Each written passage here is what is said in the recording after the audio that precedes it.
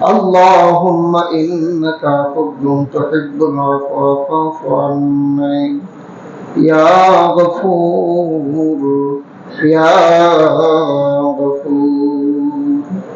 আল্লাহ তাআলা তোমার আলিশান দরবারে আমরা কৃষ্ণ কল্পনাগার বান্দা মালিক, তোমার বহুত বড় একটা হুকুম আদায় করিলাম রে আল্লাহ। আল্লাহ আমাদের নামাজের সিজদা রুকু তাসবিহ তাহলিল গুলো কবুল করিয়া নাও। ও মাওলাই কারীম,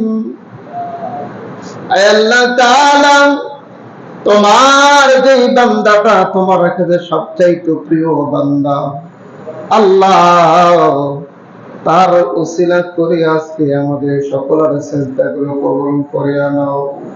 মালিক রে, এই মজমার মধ্যে, এই বৈঠকের মধ্যে, এই আমার সঙ্গে যারা হাত উত্তোলন করেছে আল্লাহ, আল্লাহ আমাদের মধ্যে অনেকেরই মা নাই, অনেকেরই বাবা নাই। আয় আল্লাহ মাওলাই কারীম,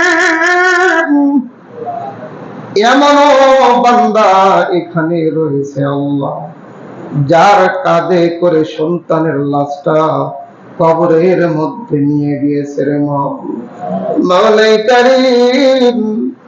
এমন মানুষ তোমার দরবারে হাত তুলেছে, যে মানুষটা তোমার আসওয়াদ পাথরটা হাত দিয়ে তোমাকে চলে আসছে রে আল্লাহ।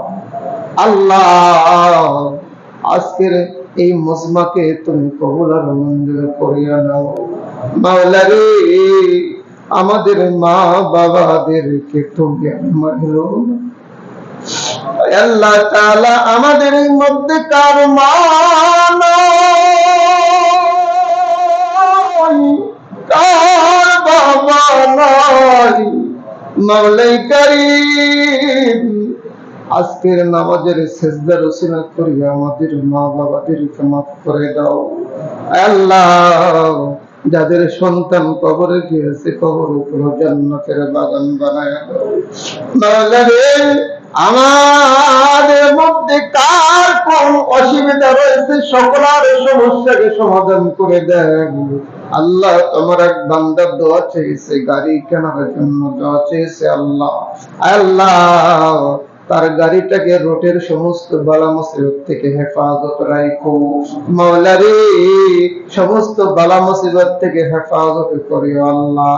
আল্লাহ তোমার সেই যেই সমস্ত দানবীর বাবাজিরা রয়েছে আল্লাহ, সকলের দানকে তুমি কবুল করে নাও। আল্লাহ মাওলাই কারীম, মাঠের জন্য, মসজিদের জন্য যারা টাকা দান করেছে সকলের দানগুলো কবুল করে নাও।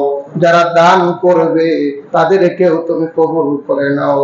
আল্লাহ শেষবারের মতো তোমার কাছে দরখাস্ত করি মাওলা, এই দুনিয়া থেকে যাবার সময় আমাদের সকলের জবান দিয়ে জারি করে দিও লা ইলাহা ইল্লাল্লাহ মুহাম্মাদুর রাসূলুল্লাহ।